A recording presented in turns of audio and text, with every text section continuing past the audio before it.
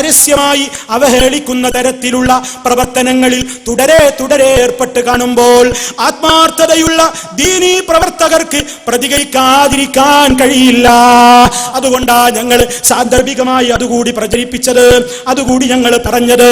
അത് നിലവിളക്ക് ഖബറിൽ കത്തിക്കലാണെങ്കിലും ശരിയല്ല. അതുകൊണ്ടാ പറയുന്നത്, ഇത് വർഗീയത പറയുകയല്ല, അതൊരു വിഭാഗത്തിന്റെ വിശ്വാസമാണ്, അവരത് ചെയ്യട്ടെ. അതേ അവസരത്തിൽ ആ നിലക്കുള്ള ഒരാചാരം മുസ്ലിമീങ്ങളുടെ സമ്പ്രദായത്തിലില്ല.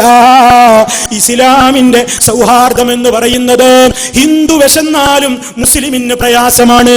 അയൽവാസി ഹിന്ദുവാണോ ക്രിസ്ത്യാനിയാണോ എന്ന് നോക്കിയിട്ടല്ല, ഏത് അയൽവാസിയുടെ വിശപ്പും വിശപ്പാണ്. പാവപ്പെട്ടവന്റെ വീട് ഒരു ഹിന്ദുവിന്റെ വീടാണെങ്കിലും ചോർന്നൊലിക്കുന്നത് കാണുമ്പോൾ മുസ്ലിമിന് വിഷമമാണ്. അവൻ സഹായം ചെയ്തു കൊടുക്കണം. പാവപ്പെട്ടവനായ ആരാണെങ്കിലും അയൽവാസിയാണെങ്കിലും അല്ലെങ്കിലും ഹിന്ദുവെന്നോ ക്രിസ്ത്യാനിയെന്നോ നോക്കാതെ സഹായിച്ചാൽ പ്രതിഫലമുണ്ട്.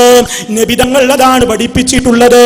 അതല്ലാതെ ഒരു സമുദായത്തിന്റെ ആചാരങ്ങളെ നമ്മളും സ്വീകരിക്കുക, നമ്മുടെ ആചാരങ്ങളെ അവരും സ്വീകരിക്കുക, ഈ നിലക്ക് മതസൗഹാർദ്ദത്തിന് പുറപ്പെട്ടാൽ ഇവിടെ സൗഹാർദ്ദമേ ഉണ്ടാവുകയുള്ളൂ, മതമുണ്ടാകില്ല.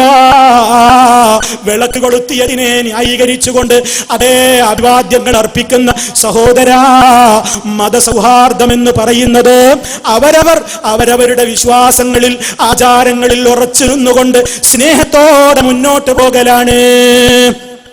ഇതാണ് എനിക്ക് എന്റെ സഹോദരങ്ങളെ ഉണർത്തുന്നത്. അതുകൊണ്ട് സഹോദരങ്ങളെ, ഇസ്ലാമികമായ നിലക്കുള്ള നമ്മുടെ ഓരോരുത്തരുടെയും ബാധ്യതകൾ നാം അത് നിർവഹിക്കണം. ഇസ്ലാമാണ് ഏറ്റവും കൂടുതൽ ഇന്ന് ചർച്ച ചെയ്യപ്പെടുന്ന വിഷയം. അത് ശരിക്കും പഠിക്കുകയും വിലയിരുത്തുകയും മനസ്സിലാക്കുകയും ചെയ്തുകൊണ്ട് ഇസ്ലാമിന്റെ സുന്ദരമായ ആദർശങ്ങളിലേക്ക് ആശയങ്ങളിലേക്ക് വരാൻ വാശി വെടിഞ്ഞുകൊണ്ട് വൈരാഗ്യം വെടിഞ്ഞുകൊണ്ട് എൻ്റെ പ്രിയപ്പെട്ട സഹോദരന്മാരെ സഹോദരിമാരെ, നിങ്ങൾ ശ്രദ്ധിക്കണം, നിങ്ങൾ ശ്രമിക്കണം. നിങ്ങളുടെ തെറ്റിദ്ധാരണകൾ മാറ്റിവെച്ചുകൊണ്ട് ഞാൻ ഈ പറഞ്ഞ കാര്യങ്ങളുടെ വസ്തുതകളെ നിങ്ങൾ അന്വേഷിച്ചറിയണം, അത് പഠിക്കണം. ജീവിതത്തിൽ പടച്ച റബ്ബിനെ ഭയപ്പെടണം. എന്തിനാണ് നമ്മൾ ഈ പ്രസംഗിക്കുന്നത്? ആരോടെങ്കിലും വാശി തീർക്കാനാണോ?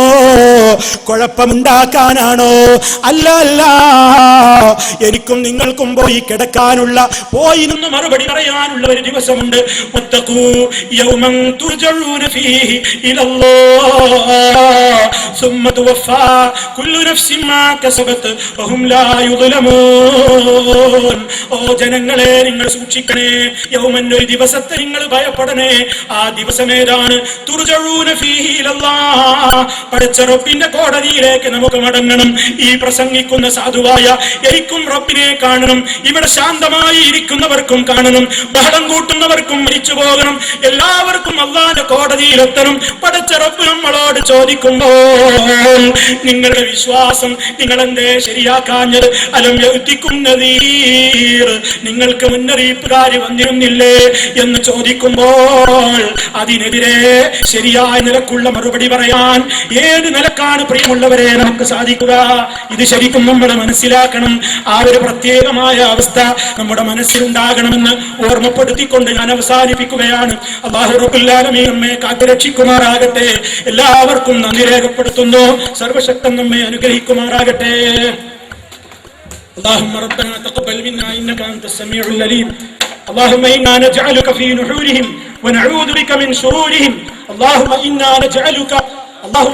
نجعلك في نحورهم ونعوذ بك من شرورهم. اللهم ربنا تقبل منا إنك أنت السميع العليم وتب علينا إنك أنت التواب الرحيم واغفر لنا إنك أنت الغفور الرحيم. اللهم توفنا مسلمين وألحقنا بالصالحين والحمد لله رب العالمين. والسلام عليكم ورحمة الله وبركاته.